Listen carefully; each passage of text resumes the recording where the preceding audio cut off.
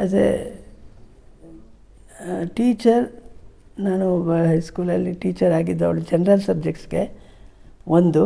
ಇನ್ನೊಂದು ನನ್ನ ಅನುಭವದ ಮಾತನ್ನು ಹೇಳೋದಾದರೆ, ಅವರು ಬೇರೆ ಕೆಲಸದಲ್ಲಿ ಇದ್ಕೊಂಡು ಸಂಗೀತವನ್ನು ಒಂದು ಪ್ಯಾಷನ್ನಾಗಿ ಇಟ್ಕೊಳ್ಳೋದು ಒಳ್ಳೆಯದು ಅಂತ ಅಂದ್ಕೊಳ್ತೀನಿ. ಸಂಗೀತವನ್ನೇ ನೆಚ್ಕೊಂಡು ಅವರು ಜೀವನ ತುಂಬ ಇದಾಗಿ ಮಾಡ್ತೀನಿ ಅನ್ನೋದು ಕಷ್ಟ ಇದೆ. ಯಾಕೆಂದರೆ ಎಷ್ಟು ಅವಕಾಶಗಳು ಸಿಗುತ್ತೆ, ಅವ್ರ ವಾಯ್ಸ್ ಚೆನ್ನಾಗಿರೋ ತನಕ ಅವ್ರನ್ನ ಎಂಟರ್ಟೈನ್ ಮಾಡ್ಬೋದು, ಅವ್ರಿಗೆ ಕಚೇರಿಗಳು ಕೊಡ್ಬೋದು.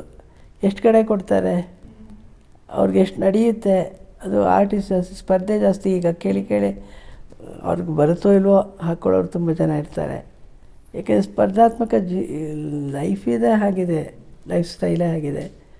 ಸೊ ಇವತ್ತಿನ ಕಾಲಘಟ್ಟ ಬೇರೆ ಇದೆ. ಅವತ್ತಿನ ಕಾಲಘಟ್ಟಕ್ಕೂ ಇವತ್ತಿನ ಕಾಲಘಟ್ಟಕ್ಕೂ ಅವಾಗ ನಾವು ಕೇಳೋದು ಬೇಕಿರಲಿಲ್ಲ, ಅವರೇ ಮನೆಗೆ ಬಂದು ಕೇಳಿಕೊಂಡು ನಮ್ಮ ಕಚೇರಿಗಳನ್ನ ಫಿಕ್ಸ್ ಮಾಡೋರು. ಈಗ ಹಾಗಿಲ್ಲ, ನೀನು ಕೇಳದೇ ಇರೋ ನಿನಗೇನು ಸಿಗಲ್ಲ ಅನ್ನೋ ಥರ ಆಗಿದೆ. ಅಂಥ ಸ್ಥಿತಿನಲ್ಲಿ ಇದು ಸ್ವಲ್ಪ ಇಟ್ಕೊಳ್ಳೋದು ಒಳ್ಳೆಯದು. ಇಟ್ಕೊಂಡು ಇದನ್ನು ಒಂದು ಪ್ಯಾಷನಾಗಿ ಇಟ್ಕೊಂಡು ನಿಮಗೆ ಆವಾಗ ಒಂದು ಸಂತೋಷನೂ ಇರುತ್ತೆ.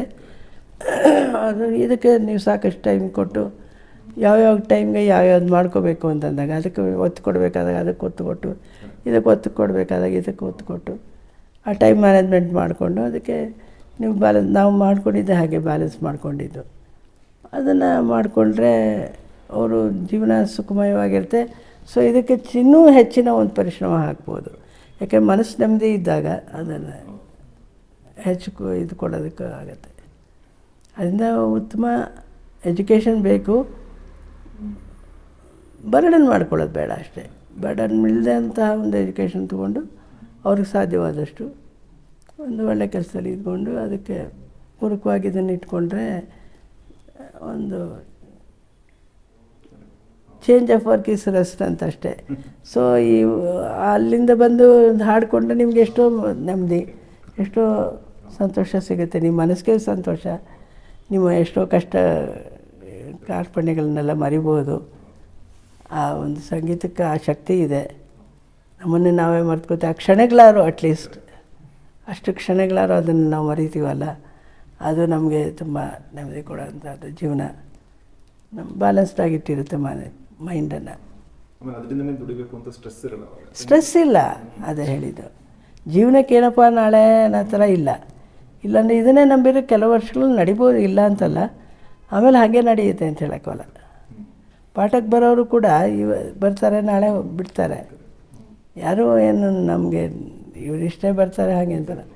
ಮತ್ತು ಅದನ್ನು ಒಂದು ಕಮರ್ಷಿಯಲ್ ಆಗಿ ಇಟ್ಕೊಳ್ಳೋದು ನನಗೇನು ಅಷ್ಟು ಸರಿ ಅಂತ ಅನ್ಸಲ್ಲ. ಯಾಕೆಂದರೆ ನಾವು ತ್ಯಾಗರಾಜರು ಏನು ಕೇಳಿದ್ರು, ನಿಧಿಚಾರ ಸುಖಮ ರಾಮನೇ ಸನ್ನಿಧಿ ಸುಖಮ ಅಂತ ಆಡ್ತವರು. ಅವ್ರ ಹಾಡುಗಳನ್ನ ನಾವು ಹಾಡ್ಕೊಂಡು ನಾವು ಅದರಲ್ಲಿ ಜೀವನ ಮಾಡ್ತಾಯಿದ್ದೀವಿ. ಅದನ್ನು ಎಲ್ಲರಿಗೂ ನಾನು ಅನ್ವಯಿಸೋಕ್ಕಾಗಲ್ಲ. ಪಾಪ ಎಷ್ಟೋ ಜನ ಅದರಲ್ಲಿ ಜೀವನ ಮಾಡ್ತಾಯಿದ್ದಾರೆ, ಮಾಡಲು ಬೇಕಾಗತ್ತೆ, ಸಂದರ್ಭಗಳಿರುತ್ತೆ. ನಾನು ಅದನ್ನು ಹೇಳಲ್ಲ. ಆದರೆ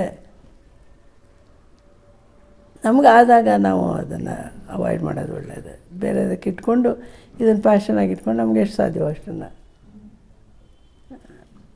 ಮಾಡ್ಕೊಡೋದು ಒಳ್ಳೆಯದು.